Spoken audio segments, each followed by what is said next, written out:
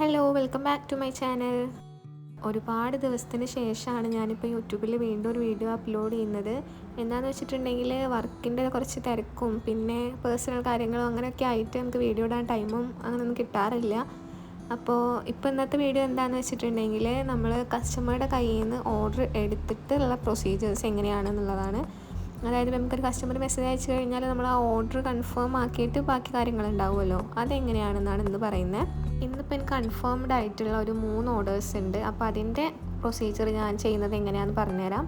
അപ്പോൾ ഞാൻ ആദ്യം കസ്റ്റമർക്ക് എൻ്റെ ഒരു ഫോർമാറ്റ് ഉണ്ട്, ആ ഫോർമാറ്റ് ഞാൻ അയച്ചു കൊടുക്കും. അതുപോലെ ഫില്ല് ചെയ്തിട്ട് സെൻഡ് ചെയ്ത് തരാൻ പറയും.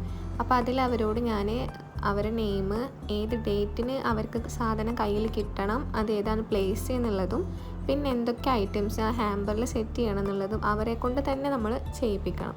അവരതുപോലെ ഫോർമാറ്റിൽ എഴുതിയിട്ട് നമുക്ക് സെൻഡ് ചെയ്ത് തരണം, ഐറ്റംസ് നമ്പർ ഇട്ടിട്ട്.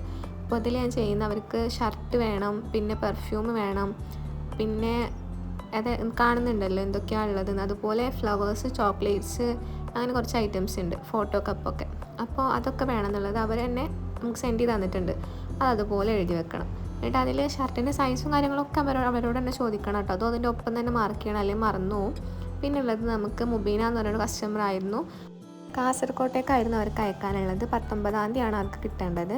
അപ്പോൾ അവർക്ക് വേണ്ട ഐറ്റംസ് എന്താണെന്ന് വെച്ചിട്ടുണ്ടെങ്കിൽ ഷർട്ട് ഫെറാറോ റോഷർ അതൊരു 6 പീസ്, അതായത് 3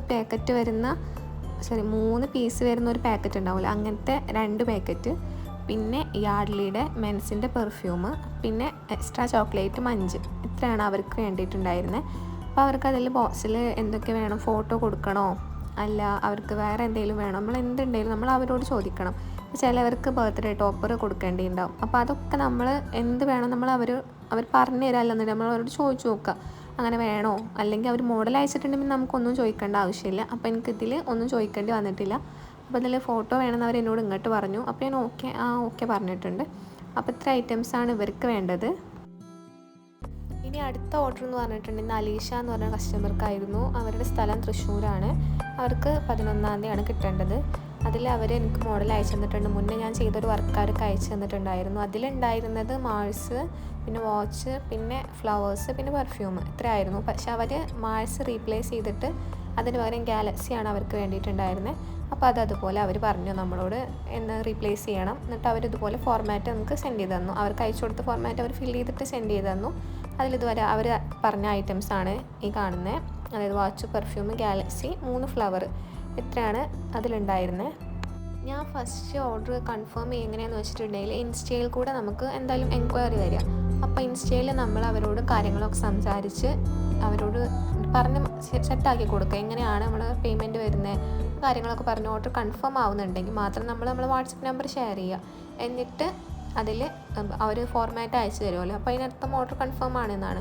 അവർ പേയ്മെൻറ്റ് സെൻഡ് ചെയ്യാൻ വേണ്ടിയിട്ട് നമുക്ക് സ്കാനർ കൊടുക്കാം, ഇത്രയാണ് ചെയ്യുക. എന്നിട്ട് അവർ പേയ്മെൻറ്റ് ചെയ്താൽ ഞാൻ ഓർഡർ കൺഫേംഡ് ആയിട്ടുള്ളൊരു സ്റ്റിക്കർ ഞാൻ സെൻഡ് ചെയ്ത് കൊടുക്കും. അപ്പോൾ അത് ഓർഡർ കൺഫേം ആയി. എല്ലാ ഓർഡറിൻ്റെയും അതായത് അവർക്ക് എന്തൊക്കെ വേണോ അതെല്ലാം നമ്മൾ എഴുതി വെക്കണം. കാരണം ഞാൻ ബോക്സ് ഉണ്ടാക്കുന്ന ടൈമിൽ പലതും മറന്നു പോകാറുണ്ട്. അപ്പോൾ അത് നോക്കിയിട്ട് ചെയ്യുമ്പോൾ നമുക്ക് അതിൽ എന്തൊക്കെ വെക്കണം, എഡിറ്റ് ചെയ്യുന്ന സമയത്ത് നമുക്ക് അവർക്ക് വേണ്ട കാര്യങ്ങൾ നമ്മൾ മറന്നു പോകാതിരിക്കാൻ വേണ്ടി നന്നായിട്ട് ഹെൽപ്പ് ചെയ്യും. ഇതുവരെ ഞാൻ ചെയ്തിട്ടുള്ള ഓർഡേഴ്സാണ് ഈ കാണുന്നത്. അതിലെല്ലാത്തിലും ഞാൻ എഴുതി വെച്ചിട്ടുണ്ട്. അത് ചെയ്ത് കഴിഞ്ഞാൽ അതിൽ ടിക്ക് ഇട്ട് വെക്കും. പിന്നെ അതിൻ്റെ സൈസ് എത്രയാണ് അതും ഞാൻ അതിൽ മാർക്ക് ചെയ്ത് കൊടുക്കും. അങ്ങനെയാണ് ഞാൻ ഓരോ കാര്യങ്ങളും ചെയ്തുകൊണ്ടിരിക്കുന്നത്. അതുകൊണ്ട് ഇപ്പോൾ വെച്ചിട്ട് ഇങ്ങനെ തുടങ്ങിയതിന് ശേഷം എനിക്ക് ഓർഡറൊന്നും മറന്നു പോകാറില്ല, എല്ലാം ഞാൻ കൃത്യമായി ചെയ്യലുണ്ട്. അപ്പോൾ ഇത്രേ ഉള്ളൂ ഇന്നത്തെ വീഡിയോ. അപ്പോൾ ഈ വീഡിയോ ഹെൽപ്ഫുൾ ആയെന്നുണ്ടെങ്കിൽ ചാനലൊന്ന് സബ്സ്ക്രൈബ് ചെയ്യുക, സപ്പോർട്ട് ചെയ്യുക, വീഡിയോ ഒന്ന് ലൈക്ക് ചെയ്യുക, ഷെയർ ചെയ്യുക. Thank you for watching.